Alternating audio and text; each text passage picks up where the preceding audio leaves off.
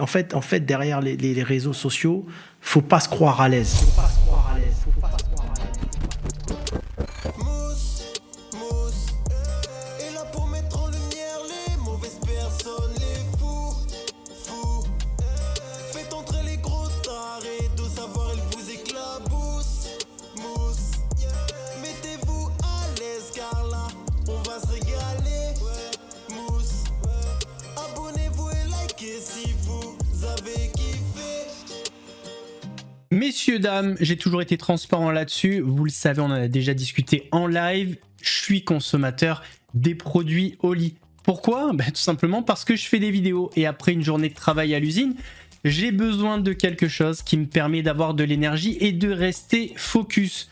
Et je vous avoue que j'ai tout essayé. Des boissons énergisantes, des sodas, bref, tout ce qu'il ne fallait pas. Et la raison elle est simple, avec tout le sucre qu'il y a dans ces produits, un jour mon corps va porter plainte contre moi. Donc je me suis mis à la recherche d'une autre alternative et c'est là que j'ai découvert Oli. Pour ceux qui ne connaissent pas encore, le concept est super simple. Tu mets de l'eau, une dosette, tu secoues et tu as une boisson qui remplace les sodas ou les energy drinks. C'est sans sucre, sans taurine, avec moins de 20 calories et des arômes et colorants naturels. Ouais, je t'ai fait un cul sec mon pote, lâchant que je suis parti pour 10 heures de vidéo. Alors bien sûr, ça ne remplacera jamais l'eau, mais si tu consommes des sodas, des energy drinks ou si tu veux juste te faire plaisir sans te gaver de sucre, alors je te conseille vraiment de consommer du Oli à la place. Vous le savez, pour ceux qui me suivent depuis la chaîne gaming, ça fait 5 ans que je consomme les produits Oli et j'alterne entre Oli énergie quand il est 1h du mat et que mon cerveau décide de partir en RTT et Oli hydratation quand j'ai juste envie d'un truc frais dans la journée ou après ma séance de sport. Mais ils ont aussi une gamme d'Ice Tea et de milkshake. Personnellement, mon goût préféré, c'est le Citrus Cobra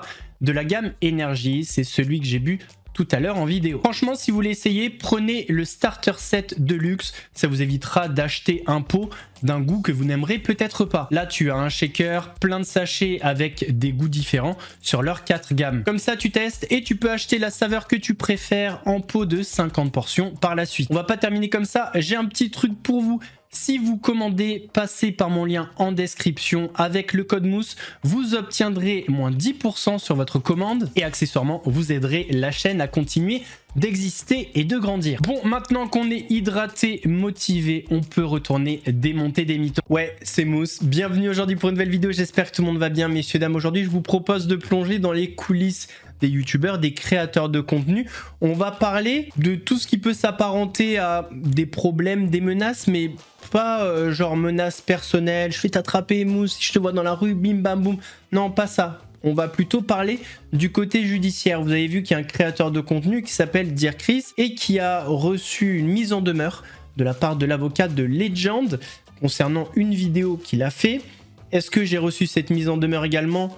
Oui, et ce que je vous propose aujourd'hui, c'est qu'on parle de celle-ci et de tout ce qui s'est passé côté judiciaire, on va dire, depuis que j'ai créé la chaîne. Alors vous allez voir que concrètement, il s'est pas passé énormément de choses, très souvent c'est juste des paroles, mais une fois je me suis retrouvé au commissariat pour m'expliquer. Bon bref, je vais tout vous dire dans cette vidéo. C'est un format qui m'a été demandé et je trouve que c'est intéressant de montrer ce qui se passe en coulisses parce que quand on nous voit en vidéo, on a l'impression qu'on est toujours de bonne humeur, truc qui se passe rien. S'il se passe des trucs en coulisses, des trucs très intéressants, des coups de pression, en fait vous allez voir qu'en coulisses, c'est une partie d'échecs. C'est presque un mélange entre les échecs et le poker. Il y a pas mal de bluffs. On va en parler dans cette vidéo. Avant de partir pour cette nouvelle vidéo, c'est le moment de soutenir la chaîne et moi-même en mettant votre plus gros pouce bleu, votre meilleur commentaire. On n'oublie pas de s'abonner et d'activer la cloche pour pas rater les prochaines vidéos. On fait de même sur la chaîne secondaire, la chaîne Laurent de la Mousse, où vous avez des vidéos d'actualité quasi quotidiennes. On me rejoint sur Instagram, le nouveau Mousse YouTube que vous verrez à l'écran. Thomas, te rate pas sinon t'es viré. Sur TikTok, sur Twitch pour pas rater les lives du dimanche soir à 21h30. On va chercher à boire à manger, on se met à l'aise et moi je m'occupe du reste. Bon les petites belettes, on va parler des problèmes que peuvent rencontrer les créateurs de contenu. Créateur de contenu, ça peut être un métier ou ça peut être une activité. Ça dépend personnellement. Je crois qu'il y a des gens qui ne le savent pas encore. C'est une activité complémentaire. Je ne vis pas de la création de contenu. Alors attention, oui, ça génère de l'argent, mais je ne vis pas de ça. Demain, si ça s'arrête, je gagnerai moins d'argent, mais je pourrais continuer à remplir mon frigo et payer les factures. Parenthèse terminée. Des créateurs de contenu, il en existe dans tous les domaines. Il y en a qui parlent de foot, d'automobile, d'économie et il y a des personnes aussi qui dénoncent. J'en fais partie, alors parfois je parle d'actualité, mais très souvent je dénonce des arnaqueurs, des mythomanes, etc. Et c'est dans ce domaine précisément qu'on est le plus susceptible de faire l'objet de mise en demeure, de plainte ou de procédure. Maintenant, attention, procédure, mise en demeure, plainte ne veut pas dire culpabilité. Il faut savoir que très souvent, les procédures sont entamées pour diffamation. C'est le truc le plus courant. Mais la diffamation, ça va très rarement au bout. 1, parce que la loi sur la presse est très protectrice en termes de liberté d'expression. 2, parce que la charge de la preuve est lourde pour le plaignant. 3, parce que les erreurs de procédure sont fréquentes, une citation mal rédigée, des délais pas respectés. 4, comme passe-partout, le défendeur dispose de plusieurs moyens pour se défendre. L'exception de vérité, la bonne foi, si par exemple il démontre qu'il y a un but d'utilité publique. Par exemple, les commentaires, ça peut être une preuve de ça. Si vous avez plein de commentaires qui disent tes vidéos sont d'utilité publique, etc.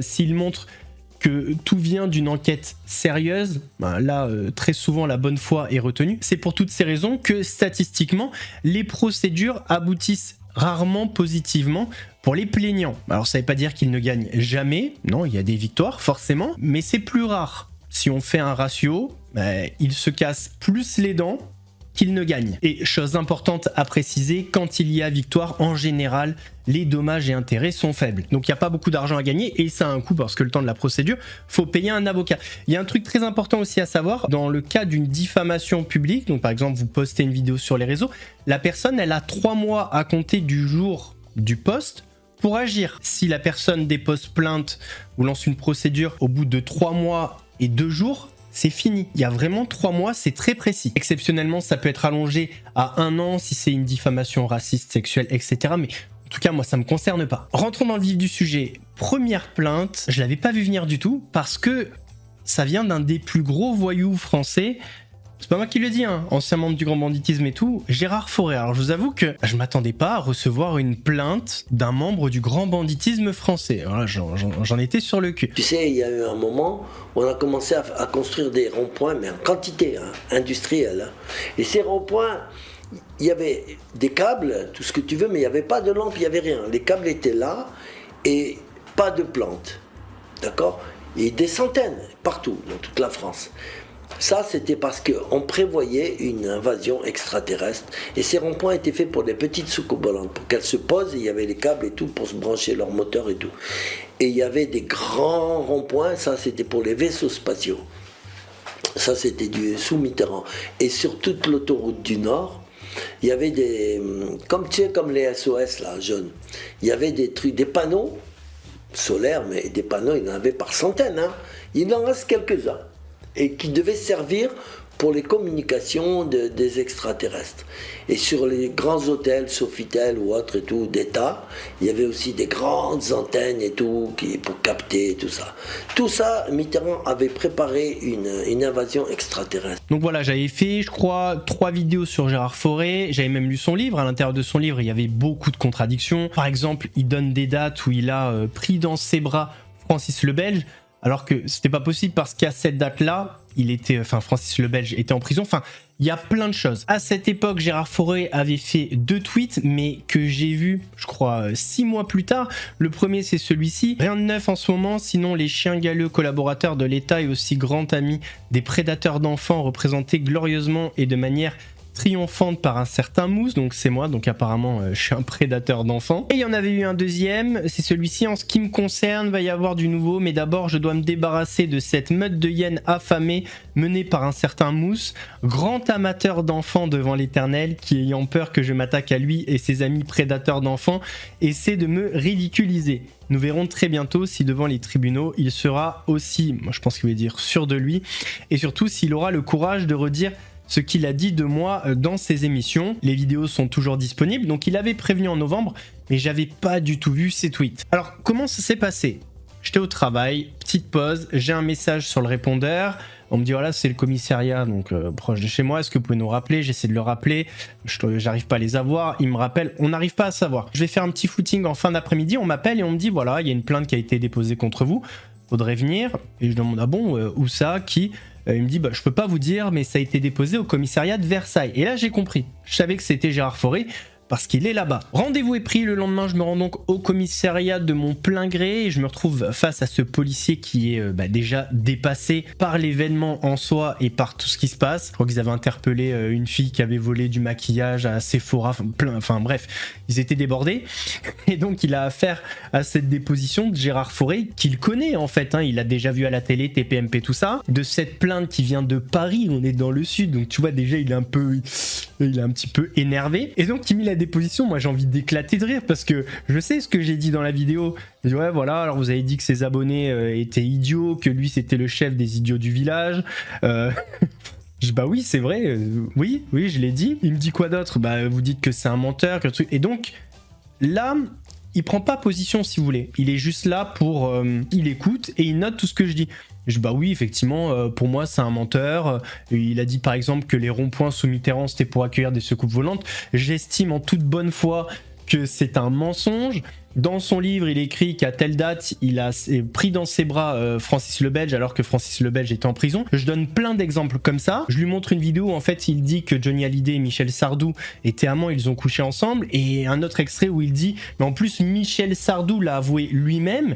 Et donc je lui montre un article où en fait on voit que c'est complètement trompeur. Il a juste lu un titre un peu putaclic si je puis me permettre et il en fait une vérité. Donc je lui montre un petit peu tout ça et je dis bon bah voilà, par rapport à tout ça, par rapport à ces éléments, je maintiens que pour moi Gérard Fauré c'est un menteur. Il ne ment pas sur tout, mais il ment en tout cas sur tout ce dont j'ai parlé dans mes vidéos. L'entretien se termine dans la joie et la bonne humeur, on a quand même pas mal rigolé, je vais pas vous mentir, et il me dit voilà, si dans 2-3 mois vous avez pas de nouvelles, c'est que ça en reste là, il y aura pas de suite. Et donc j'ai jamais eu de suite par rapport à ça. Et ce qui est intéressant de voir, c'est le décalage entre les réseaux et la réalité. Sur Twitter, Gérard Fauré dit ceci: j'ai été dénigré, insulté, vilipendé, moqué par une espèce de petite chochotte du nom de Mousse qui a fait une dizaine d'émissions calomnieuses sur moi en croyant que je n'allais pas réagir. Il n'y en avait pas 10, c'est pas vrai. Il s'est sucré sur mon dos sans se douter, comme une araignée qui tisse sa toile. Et aujourd'hui, après l'avoir laissé faire une dizaine d'émissions dans lesquelles il m'a traité d'idiot du village, ainsi que mes fans de mythos, de menteurs, il va devoir répondre de ses actes mensongers, réducteurs, calomniateurs devant la justice. En réalité, il s'est absolument rien passé. Et ça renvoie à quelque chose d'intéressant. Les fans de Gérard Fauré disent souvent, si Gérard Fauré est un menteur, pourquoi les personnes dont il parle ne l'ont pas attaqué pour diffamation? Donc maintenant, j'ai envie de dire un truc. Si, après mes vidéos, je n'ai pas été condamné pour diffamation, est-ce que ça veut dire que je dis la vérité? Bah pas forcément. Alors moi, je sais que je dis la vérité, mais c'est pas comme ça que ça s'interprète. Parce que la réalité, c'est que vous pouvez partager une information qui s'avère inexacte et quand même gagner le procès qu'on va intenter contre vous pour diffamation. Oui, parce qu'en fait, le juge, il va essayer de voir, enfin, il va pas juger vraiment le fond, savoir si c'est vrai ou pas, il va regarder si derrière, il y a une enquête sérieuse, enfin, tout ce dont on a parlé tout à l'heure, et s'il juge qu'il y a une enquête sérieuse, même si ça aboutit sur une information inexacte, eh bien, il va dire que, ben non, vous n'êtes pas coupable de diffamation. Je sais, c'est un peu donc voilà, quand Gérard Fauré dit ouais, on m'a pas fait le procès, j'ai pas perdu en diffamation, etc. Donc ça veut dire que ce que je dis c'est vrai. Et ben encore une fois, c'est pas vrai. La vérité, c'est qu'il parlait très souvent de personnes soit qui n'en avaient rien à foutre, comme Bernard Tapie, des personnes décédées comme Jacques Chirac, ou des personnes en mauvaise posture qui n'avaient plus leur tête, comme Alain Delon par exemple. La deuxième fois que j'ai pris un petit coup de pression un peu en mode voilà, attention, diffamation, dénigrement, etc., c'était une entreprise, et je crois que c'est la seule fois où une entreprise a parlé de dénigrement, de diffamation. En général, c'est plutôt des personnes. Là, c'était une entreprise, c'est l'entreprise Herbalife. Donc, ils m'ont envoyé un mail à la suite d'une de mes vidéos, et je vais vous montrer le mail, hein, ça va être beaucoup plus simple. Monsieur, nous prenons contact avec vous suite à la publication sur votre compte YouTube le 14 juin 2024 d'une vidéo intitulée « Faites entrer l'arnaque Herbalife, la vérité loin des produits miracles et de la richesse ». Nous respectons l'expression de votre opinion, cependant le titre, les hashtags associés à votre vidéo ainsi que son contenu volontairement et systématiquement orienté négativement porte atteinte à notre réputation. En outre, l'utilisation non autorisée de certains logos et images en lien avec notre société enfreint nos droits. Nous prenons très au sérieux les atteintes à notre réputation.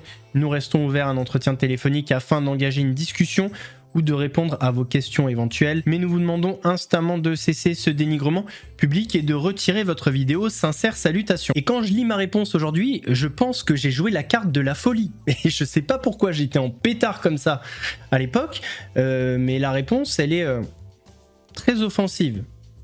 Voire peut-être explosive. Non mais en fait, le mail, il est plutôt chill, mais je sais que derrière, quand on va savoir au téléphone, ça va être un petit peu plus incisif, on va essayer de me mettre la pression, et en fait, moi, j'ai déjà projeté cette situation, et je pense que c'est pour ça que j'ai répondu ça. Je me souviens plus très bien pourquoi j'ai répondu ça, mais en tout cas, je l'ai répondu. Je vous montre. Bonjour, la vidéo restera en ligne, elle n'enfreint aucune règle. Les logos sont utilisés dans un cadre informatif et non à des fins commerciales. Ma vidéo relève de la liberté d'expression. J'expose mon avis en toute bonne foi. Cette vidéo ne porte pas atteinte à votre réputation. Ce sont vos produits et vos procédés qui s'en occupent parfaitement. En France, on a le droit de donner son avis sur une société. Vous me parlerez de diffamation, mais je vous demanderai de bien vous renseigner sur la diffamation, car tout ce que j'ai dit, je l'ai dit en toute bonne foi et c'est motivé par des témoignages de vos clients et vos distributeurs. Continuez votre pressing et vos menaces déguisées et je sors une partie 2 avec les audios d'une personne de chez vous qui travaille au siège à Cracovie qui m'explique pourquoi un des Formula One était en rupture dernièrement. Attention, elle est fait stressante cordialement. Et vous savez quoi, on est 2 ans après, je n'ai jamais eu de nouvelles. Rien. On va dire que la stratégie était peut-être la bonne. Voilà. C'est tout. Ensuite, il y avait eu Tom Michel, l'avocat d'Aquababe, qui m'avait contacté sur Instagram pour supprimer ma vidéo sur lui. J'avais dit que bah non, il était hors de question que je la supprime. Et au final, je crois qu'il y avait qu'un ou deux passages qui le dérangeaient. Et moi, c'était des passages dont je me foutais, qui avaient aucune importance dans la vidéo, j'ai pas trop compris. Donc ce que je lui ai demandé, c'est de me faire un petit mail en mode bah ok, si je supprime ces 2 passages, les vidéos restent et il n'y aura pas de procédure. On s'est accordé comme ça, mais alors j'ai pas compris parce que les passages avaient aucune importance, enfin ça donnait un peu du sens et de la profondeur à la vidéo, mais c'était pas du tout primordial quoi, donc bon bah j'ai dit oui on les supprime, je m'en fous. Et puis c'est tout. Ensuite, en termes de procédure, on arrive au cas qui a peut-être fait le plus de bruit, c'est celui d'Hakim Benatman. Donc j'ai commencé à faire des vidéos sur lui en septembre 2025, où il y a eu plusieurs vidéos, et alors j'ai jamais rien reçu. Mais je sais parce que j'ai vu la photo de la plainte, une plainte a été déposée contre moi. Alors attendez, je vais retrouver la date. Alors c'est une plainte avec constitution de partie civile, j'ai l'impression que c'est le 24 octobre. Ouais, c'est le 24 octobre. Dans cette plainte, plusieurs chefs d'accusation, diffamation, harcèlement, injure publique. Le mot mytho, voilà, pour lui c'est une injure. Je crois que c'est déjà pas mal, hein. Je crois que c'était 3 ou 4. En tout cas, lui, il est sûr, je vais être condamné. Alors, pas que moi, mais on va tous être condamnés. Il parle de moi, il gagne de l'argent sur la vidéo, etc. Et attention, c'est pour ça, je n'ai pas envie d'en parler, mais tout ça, c'est en procès. Lui, sa chaîne, d'ici 2 mois, elle n'existe plus. Il a même critiqué ton avocat. Il a dit ton avocat, c'est un youtubeur. Tous ces gens-là, je vais te dire la vérité, d'ici 2 mois, leurs chaînes, elles n'existent plus et eux, ils vont payer des préjudices énormes. Maintenant, t'as vu, le TikTok, ça va plus vite que la justice. La justice, clairement, ça prend du temps. Ça prend du temps. 2 ans, 3 ans, 4 ans. Mais un conseil que je donne aujourd'hui, il faut jamais parler. En fait, derrière les réseaux sociaux, faut pas se croire à l'aise. Bah, il a raison, faut pas trop parler. Hein. Le dernier qui a parlé autant, c'était Gérard Fauré. Je vais être condamné. Enfin, on a vu les tweets. D'ailleurs, retenons quand même que dans ces tweets-là, où il parle, je l'ai diffamé, etc., à l'intérieur de ces tweets, il y a d'énormes diffamations. Je suis un adorateur d'enfants, etc. Est-ce que j'ai porté plainte ou non? Je vais aller me justifier sur quelque chose comme ça. Tout le monde sait que c'est faux. Bref, ouais, en tout cas, Gérard Fauré, il a dit je vais être condamné. On verra s'il est autant à l'aise devant la justice, au tribunal. Bah moi, j'étais prêt à y aller. Hein. Il n'y a rien eu. Pour Hakim Benatman, je peux pas trop m'avancer. Peut-être que ça ira plus loin, peut-être pas, mais c'est pas parce que ça va un petit peu plus loin que forcément je suis coupable ou que je vais être condamné. Attention. Attention. Notons quand même quelque chose de paradoxal. Il me reproche de l'avoir traité de menteur, de mytho. Et ce qu'il dit, c'est attendez, il n'y a pas de jugement, donc on n'a pas à me traiter de menteur et de mytho. Pourquoi pas, mais moi j'ai plein d'éléments qui prouvent que c'est un menteur et un mytho. Donc voilà, je continuerai à le dire. Mais par contre, lui, ça le dérange pas de dire que je mens à son sujet. C'est la même chose. En fait, il me traite de menteur également.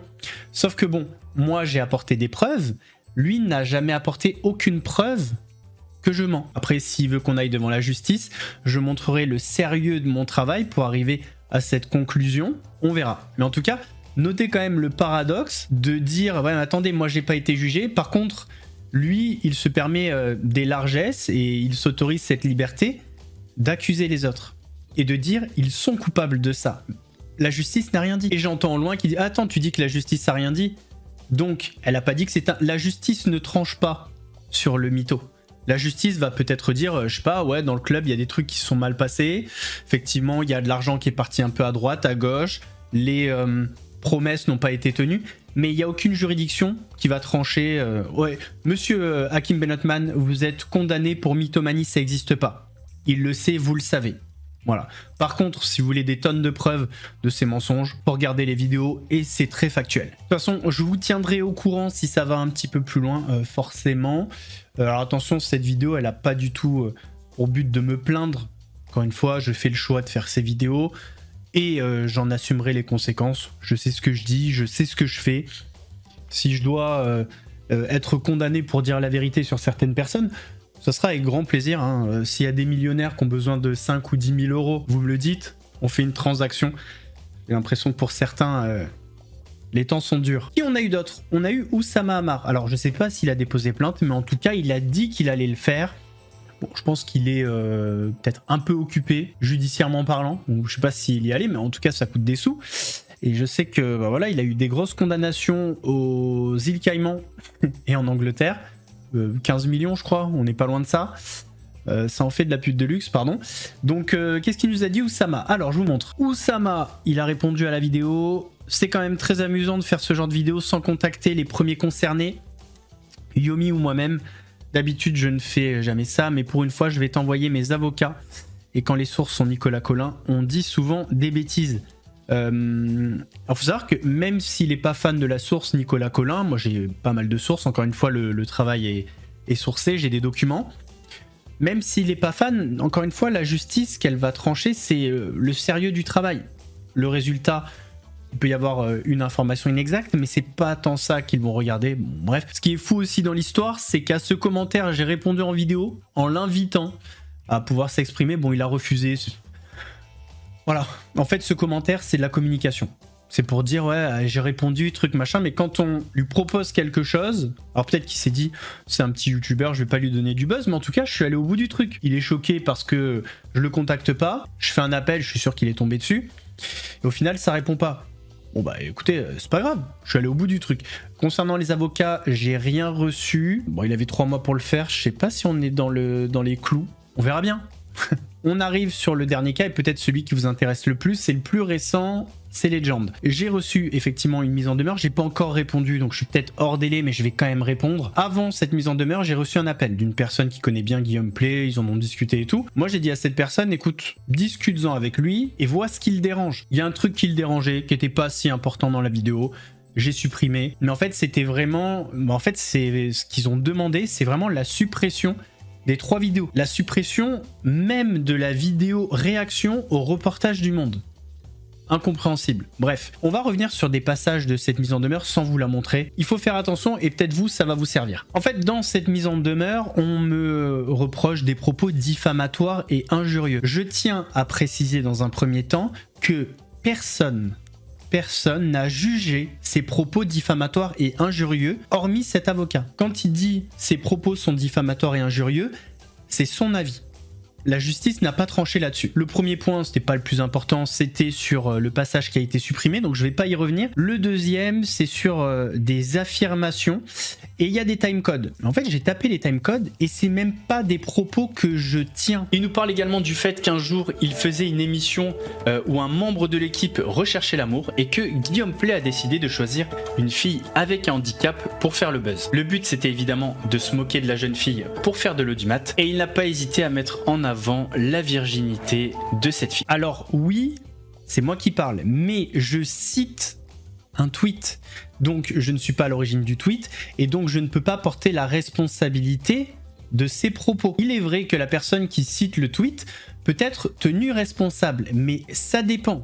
Si c'est dit de manière neutre, sans prendre position, en fait c'est ça que le juge va regarder. Si la citation elle est là dans le but d'informer, qu'elle est présentée de manière neutre, on est dans le cadre. Ensuite, on me reproche de reprendre des propos injurieux. Par exemple. Je voulais intervenir, moi je vais pas polémiquer davantage, mais je pense que ça va sortir au fur et à mesure parce que c'est une belle enflure, on va pas tirer sur l'ambulance. Alors je voulais en fait moi t'appeler pour te remercier. Parce que j'ai eu beaucoup de difficultés avec cet homme-là. Là, l'occasion de la vérité. Voilà, l'occasion, moi, je balance. Guillaume Play. Voilà. Guillaume Play.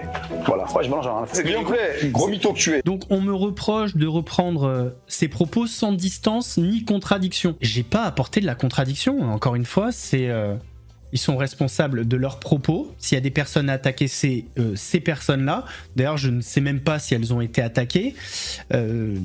Point. L'autre point où je suis mis en demeure, c'est l'utilisation non autorisée des extraits de Legend. Donc il y a pas mal d'extraits. En fait, il me reproche sur une vidéo de 25 minutes d'avoir utilisé 4 minutes d'extraits de Legend. Ce qu'il dit dans la mise en demeure, c'est vous ne sauriez utilement invoquer l'exception de courte citation de l'article.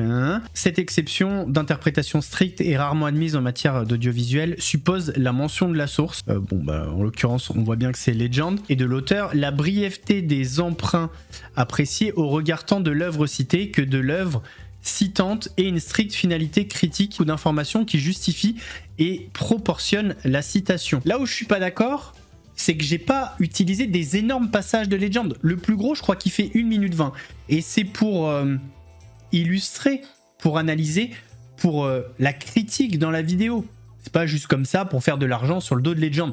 Si je mets 20 minutes d'un Legend, ok, je comprends. Mais là, je comprends pas trop. Si je mets un passage trop long, on va dire droit d'auteur. Si je mets un passage trop court, on va dire ouais, mais c'est pas dans son entièreté, ça tronque, donc c'est trompeur, patati patata. Bon, le but, vous l'avez compris, c'est juste de faire des reproches et de faire supprimer la vidéo. Moi, j'ai l'impression d'être dans le cadre du fair use, mais bon, en conséquence, qu'est-ce qu'on me dit? Retirer les vidéos, m'abstenir de relayer des propos injurieux de tiers à son encontre. Donc c'est-à-dire qu'il y a des gens qui disent des choses sur lui. On n'a même pas le droit de les citer, ces gens, et dire ah au fait, alors voilà, Pascal le grand frère a dit que Guillaume Play était un mytho. Même ça, vous n'avez pas le droit de le dire, ce qui n'est pas dans le cadre de la loi, parce que pour le coup, comment il s'appelle, Pascal le grand frère, il n'a pas été jugé pour ses propos, donc techniquement c'est pas des propos injurieux. Qu'est-ce qu'on a? Ouais, même supprimer la vidéo où je réagis au reportage du Monde. Même ça, on n'a pas le droit. L'affaire avec Guillaume Play, c'est peut-être celle qui me dérange le plus. Parce que c'est un média, mais un média YouTube. C'est vrai que je me dis, ouais, YouTube, quand même, il y a un certain respect pour la liberté d'expression. Et je comprends qu'il y a des choses qui ne plaisent pas. Voilà. Maintenant, dans cette vidéo, moi, j'aime bien Legend. Mais il y a des trucs qui me dérangent. Le Mossad, le truc... quand même des choses, comment elle s'appelle, l'autre médium, je trouve que Legend mérite mieux que ça. Maintenant, il y a des affaires autour de ça, et s'il n'y a rien de personnel, mais ce qui me dérange, c'est que j'ai l'impression qu'on peut plus rien dire.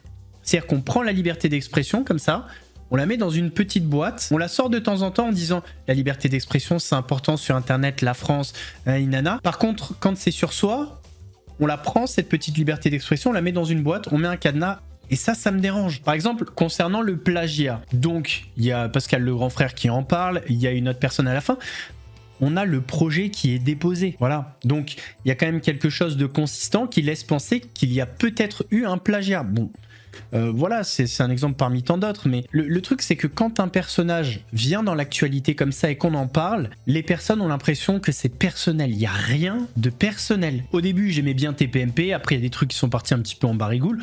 On en a parlé. Voilà, encore une fois. Legend, pareil, j'aime bien. Et je regarde toujours de temps en temps. Il y a des sujets que j'aime bien. Des fois, on réagit en live à des épisodes de Legend. On n'est pas là en train de dire ouais, Guillaume Play, c'est une merde, c'est nul. Non, pas du tout. On est là en train de kiffer le moment parfois, mais il y a quand même des trucs où on peut se dire... Enfin, je sais pas, il y a pas mal de témoignages de personnes en privé qui disent que Guillaume Play, il se comporte mal.